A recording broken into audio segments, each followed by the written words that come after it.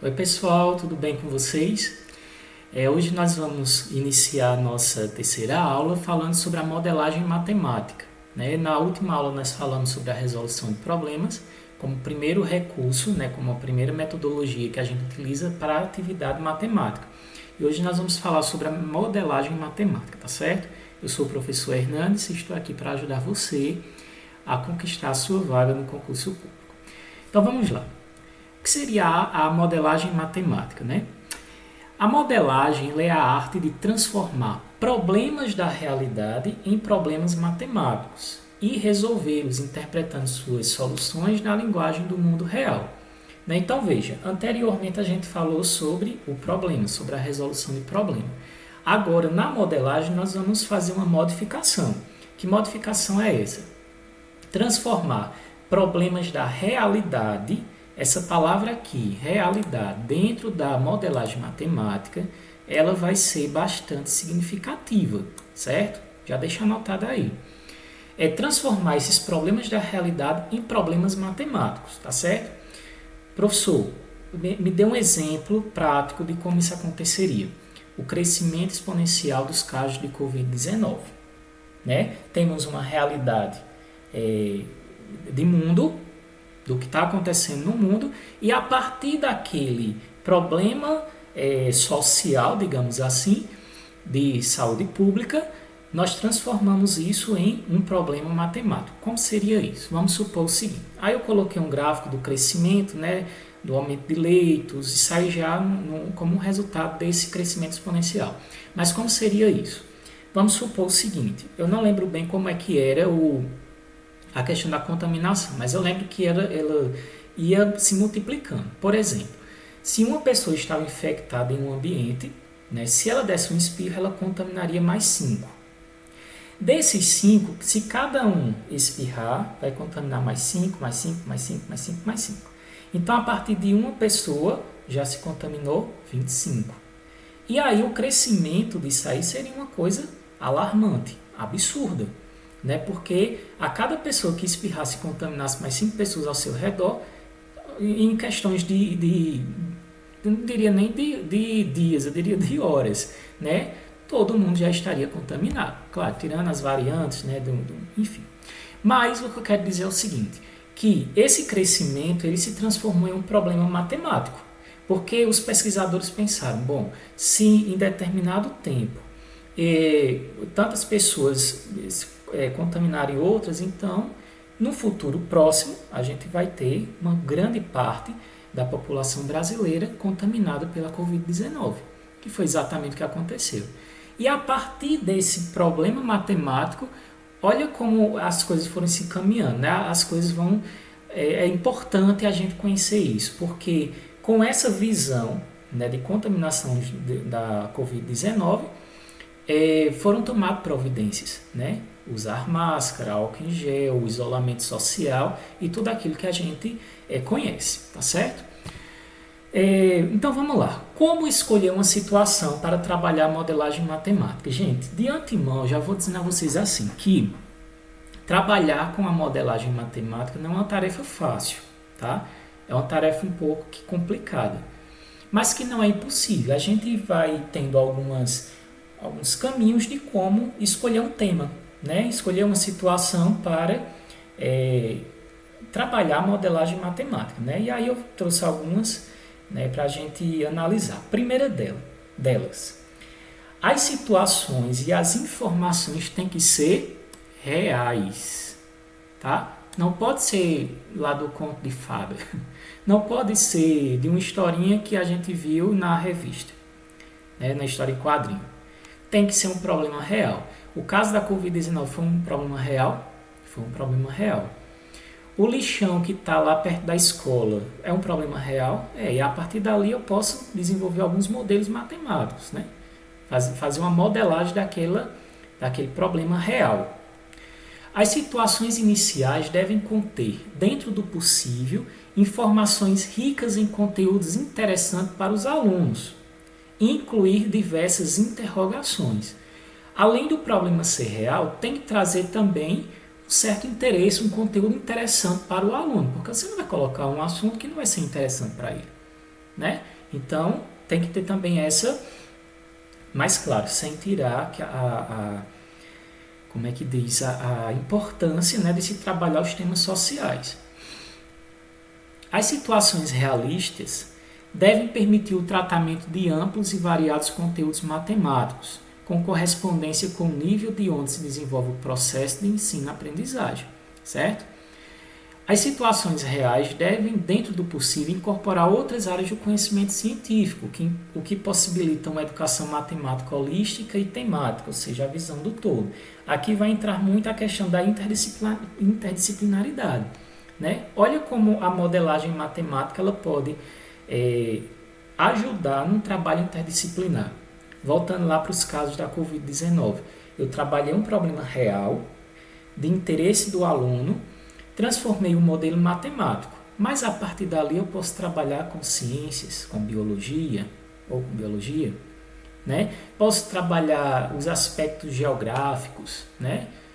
Será que aquela cidade que está totalmente isolada, será que ela vai vai chegar algum caso de Covid lá, como aconteceu na Paraíba, né? Algumas cidades aí, passou a pandemia e foi assim a cidade que menos teve casos de Covid-19, né? 2 aspectos geográficos. Então, olha o mapa, a questão holística do todo que eu posso trabalhar a partir de uma situação de modelagem, né? As situações problemáticas devem ser claramente entendidas por todos os estudantes, né? Lógico, todos os estudantes têm que estar a par daquele conteúdo, a par daquela situação que a gente escolhe. Em resumo, o que é que a gente tem? O problema deve estar ligado a um fenômeno social ou natural, certo? De forma a evitar fragmentações nas diversas áreas do ensino. A utilização dessa prática ajuda o aluno a seguir uma lógica real de descobertas, ao invés de uma lógica já pré-estabelecida, aquilo que a gente viu lá na resolução de problemas, né? O ponto de partida é quem? É o problema, e não o conceito. Entra mais ou menos aqui, né? A gente precisa ajudar o nosso aluno a seguir uma lógica real de descoberta e não aquilo que já é pré-estabelecido, né? Ou seja, eu não vou fazer o processo inverso. Eu não vou dar um conceito e depois eu vou para o problema social. A modelagem ela não tem esse intuito. O objetivo da modelagem é de fora para dentro, ou seja, da situação real, social, para dentro da matemática, né? Eu tenho uma professora que ela falava muito isso na universidade. A modelagem é um recurso metodológico que é de fora para dentro. Por isso que ela não é uma metodologia tão simples e tão fácil de se trabalhar. E não é todo professor que tem essa habilidade, tá, gente? Ao nos depararmos com as situações da realidade apresentada nos livros didáticos e pelos professores, percebemos que elas não se aproximam de fato dos fenômenos reais. Por exemplo, tem lá no livro didático que ele traz assim: qual a distância que um carro percorre de um ponto a outro em um determinado tempo? Gente, essa pergunta, esse desafio, digamos assim, não é nem chamado de problema, é chamado de desafio. O que é que vai fazer o meu aluno responder? Ele vai calcular aquela distância e vai dar uma resposta. Gente, francamente, cá para nós, isso aqui houve algum aprendizado? Não, ele só aplicou uma fórmula, só aplicou um jeito de se fazer, mas não gerou nele aquele desafio, né? Aquela construção daquele conhecimento. Ou seja, esse é um tipo de problema que está preparando para que algo seja resolvido, mas não há uma certa complexidade. Por quê? Porque ele vai apenas calcular o ponto de um carro para o outro em um determinado tempo, né? Só vai aplicar ali, vai resolver aquele problema naquela atividade, né? Não tem complexidade. Ou seja, esse tipo de problema é aquele problema que a gente chama de problemas artificiais. Para evitar essa confusão, a literatura propõe o seguinte caminho: que haja uma idealização, conhecer o problema, matematizá-lo, né? Lembra lá da resolução de problemas que a gente foi pegando os conceitos, executando o plano, fazendo a elaboração do plano, e foi matematizá-lo, ou seja, colocar a matemática dentro daquele problema. Depois, o trabalho matemático E a interpretação dos resultados, né, para a sua validação, para saber se aquele resultado ele é verdadeiro, né, ele tem uma solução verdadeira. Ok? Vamos lá, trouxe alguns questionamentos aqui para a gente resolver, né, algumas questões de concursos, né, que eu fragmentei para que ficasse melhor e mais didático a nossa aula de hoje. A modelagem é uma tendência muito valorizada em educação matemática, que desde os tempos mais remotos vem se desenvolvendo graças à diversidade de problemas práticos cujas soluções requerem quase sempre a aplicação de conceitos matemáticos, que vão desde a matemática elementar até as teorias matemáticas altamente complexas. Isso é verdade ou não, gente? Isso é verdadeiro. A modelagem matemática ela não tem o intuito somente de se trabalhar dentro da educação básica, aplicando conceitos matemáticos do dia a dia, né, do cotidiano, da nossa vida, mas ele também tem um propósito de ajudar nas teorias mais complexas que a gente não utiliza dentro da sala de aula, né? O exemplo lá da Covid-19 é um problema que a gente poderia usar na sala de aula, sim, mas ele teve uma importância muito grande para a população, para a vida cotidiana, não somente para a escola. Então essa é uma questão verdadeira, certo?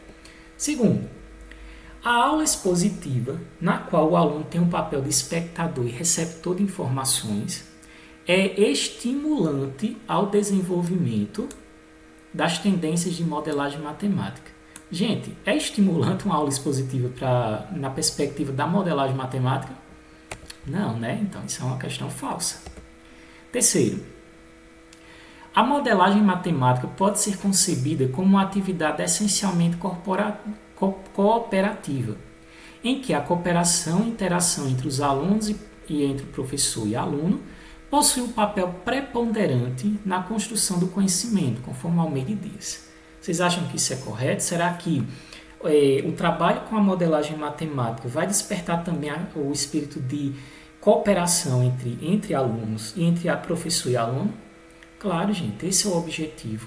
Esse é o papel da modelagem também, do nosso ensino hoje, de trabalhar o aluno ativo, o aluno que sai da sua área de espectador, numa sala de aula, para botar a mão na massa. Então, essa cooperação, essas relações interpessoais, elas precisam acontecer dentro da sala de aula e dentro dos conteúdos, né? E no caso aqui, na modelagem matemática. Então, isso é uma questão verdadeira.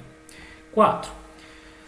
Modelagem matemática é uma estratégia de aprendizagem na qual o mais importante é chegar imediatamente a um modelo bem sucedido a partir de um problema social. Se fosse assim, né?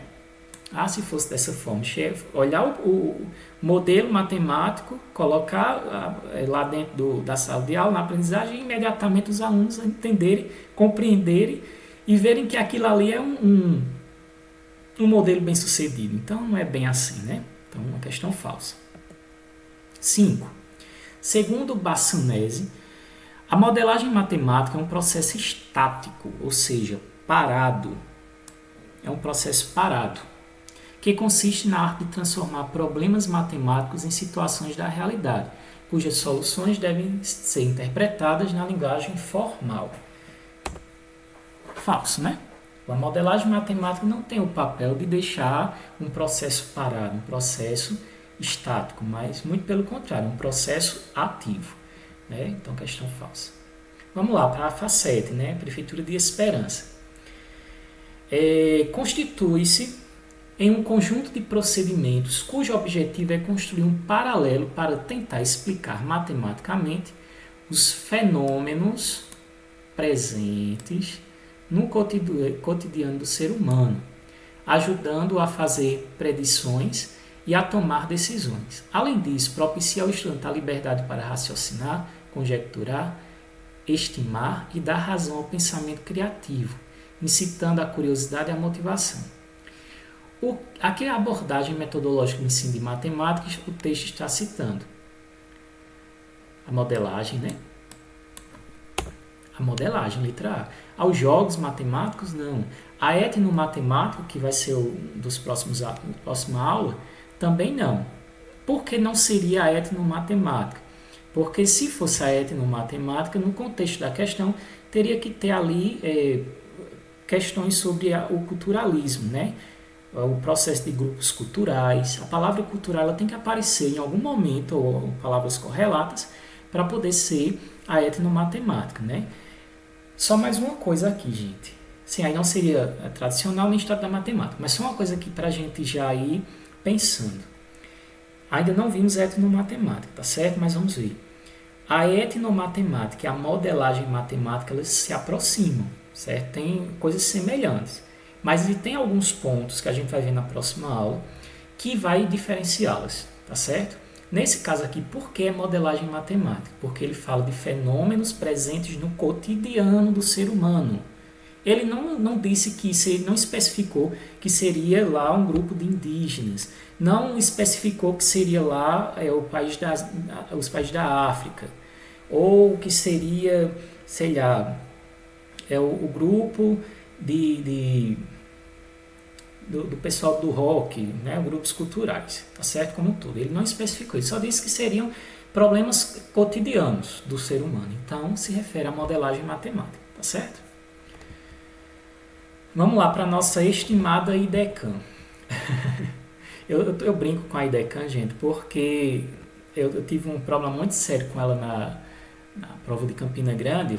Estudei bastante, né, estudei a banca, estudei todo o contexto dela, né? E para mim a prova de matemática não foi muito bom para mim não, porque eu imaginava que seria mais questões sobre essa parte, né, da metodologia de matemática, até porque o edital ele pediu muito, quase um curso de pedagogia todo para fazer a prova, e quando a gente chegou lá só tinha 3 questões de pedagógica, então eu fiquei muito decepcionado, quase não consegui fazer a prova e não passei, né? Não consegui resolver nenhuma questão. Mas, enfim, vamos lá. IDECAM 2019. A respeito da estratégia de aprendizagem e modelagem matemática, assinale a alternativa correta. Aula expositiva. Opa, já dá um alerta aqui, né? Como ele quer a questão correta, então aula expositiva. Vamos ver. A aula expositiva, na qual o aluno tem o papel de espectador e receptor de informações, é estimulante ao desenvolvimento da modelagem. Jamais, não pode ser. A modelagem matemática pode ser concebida como uma atividade essencialmente cooperativa, em que a cooperação e interação entre alunos e entre professor e aluno possui um papel preponderante na construção do conhecimento, conforme a Almeida diz. A gente viu isso aqui no slide anterior, né? Modelagem matemática é uma estratégia de aprendizagem, certo? Certo. Na qual o mais importante é chegar imediatamente ao resultado. Não. A modelagem matemática ressalta a importância da matemática na formação de professores para uma atuação específica na sociedade, tornando-os capazes de resolver problemas que têm um alto grau de complexidade.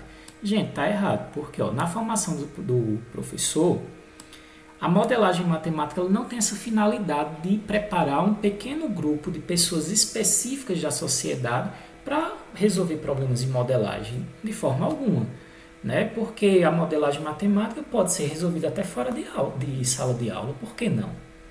Né? Se a gente quer desafiar o nosso aluno, quer torná-los cidadãos críticos, autênticos, independentes, ativos na sociedade, então eles têm capacidade também de resolver determinado problema e trazer para os conhecimentos matemáticos. Então, essa questão ela se torna errada por conta disso, tá bom? E segundo Bassanese, a modelagem matemática é um processo estático, a gente viu isso na outra, né? Aqui não. Então a gente fica aqui com o gabarito letra B. Ok, gente? Então, muito obrigado. Essa foi a nossa aula sobre modelagem matemática. O que vocês precisam saber sobre modelagem matemática, eu coloquei nesse slide. Lá no material da apostila teórica tem mais coisas, tem falando sobre a vida de Ubiratã D'Ambrosio, né? Não, desculpa, o Ubiratã D'Ambrosio é lá na etnomatemática, mas tem lá no material mais recursos, né? Mais um contexto mais específico, tá certo? Então você pode ler lá e qualquer coisa você pode me procurar, tá certo? Um abraço.